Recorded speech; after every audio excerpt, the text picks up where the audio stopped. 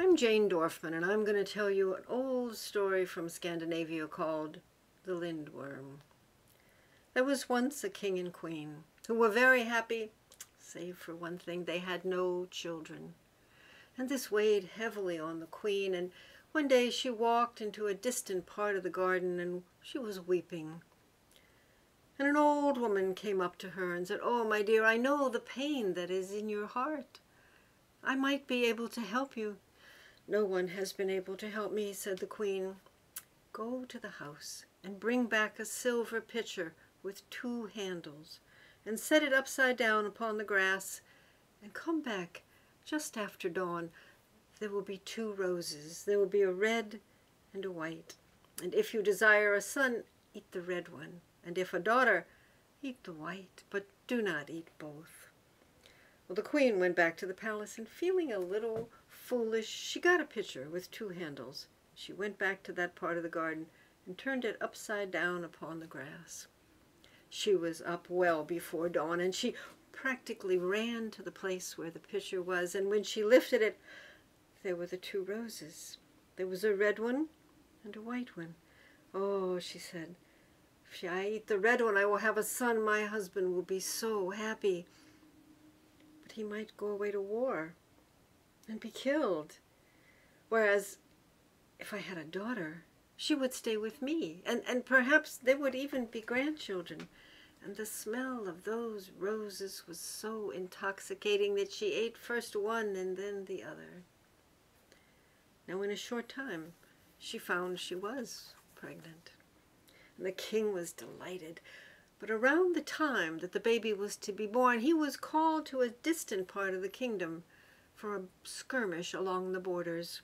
And when a time came for the queen to deliver the babies, it was just she and the midwife in a tall tower, and the floor had been strewn with sweet rushes.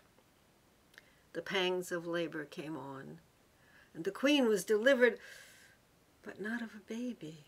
Out from her slithered a black worm and slid off the bed and hid under the rushes. But they hardly had time to register this, for the labor pains came again, and this time there was a beautiful little boy.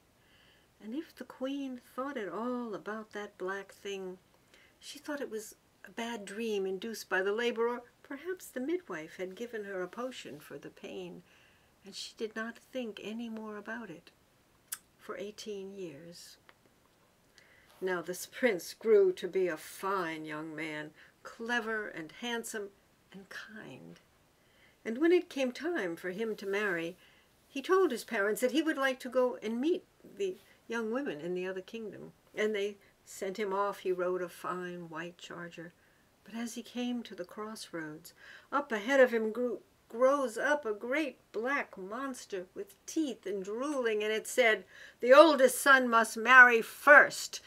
The young man wheeled his horse around and tried another road, but the worm beat him to it, and again, "The oldest son must marry first."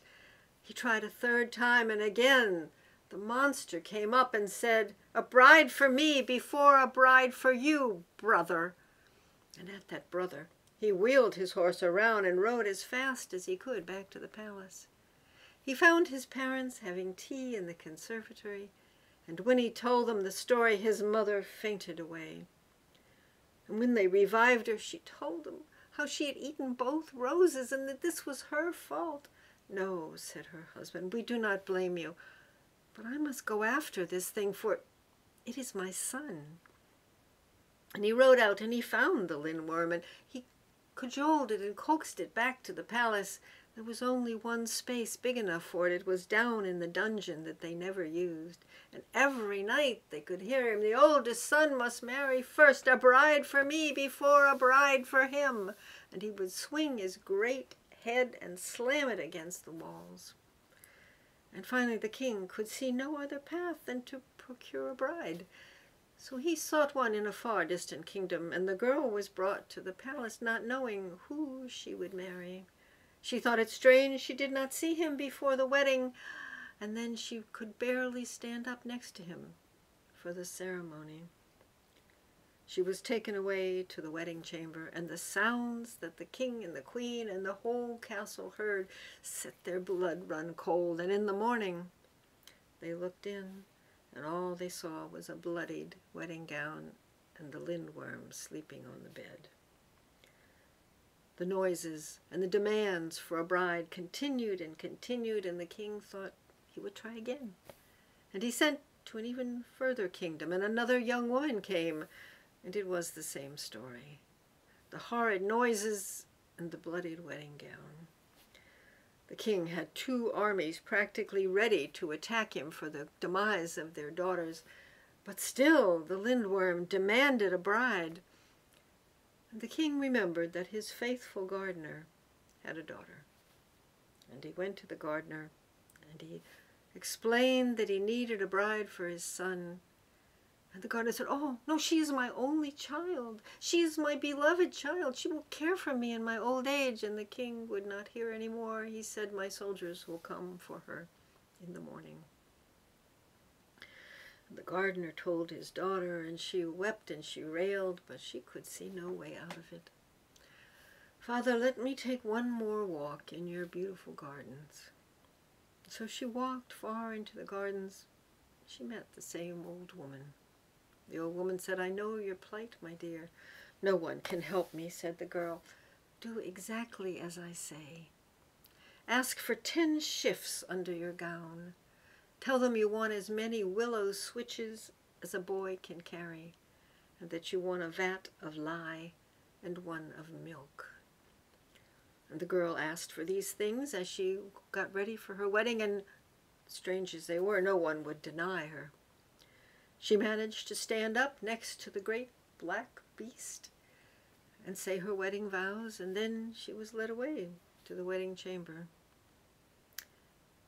The Lindworm looked at the girl. She had taken off her wedding gown, and he said, "Shed a shift, fair maid."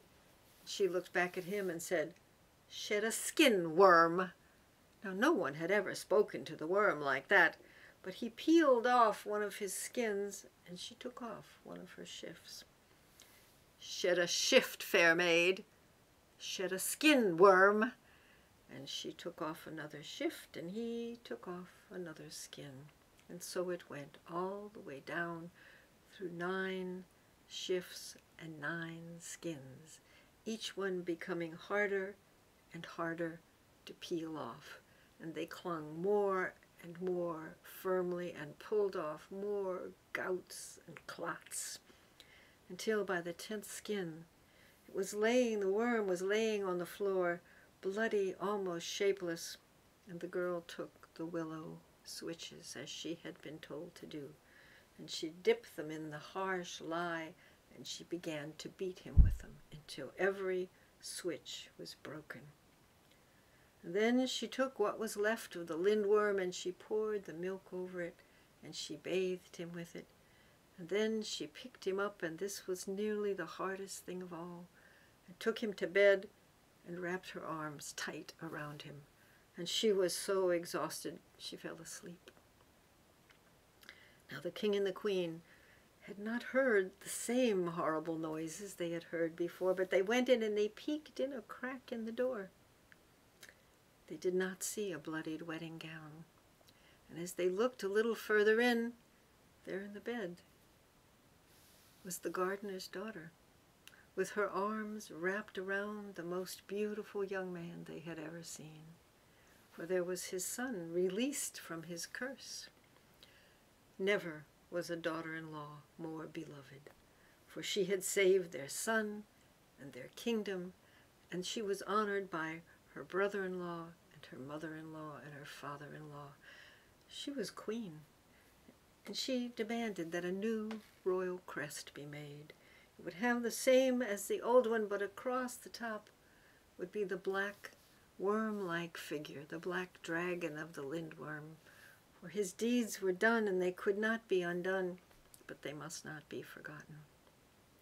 And they ruled as king and queen many years in peace and prosperity. And that's the story of the Lindworm.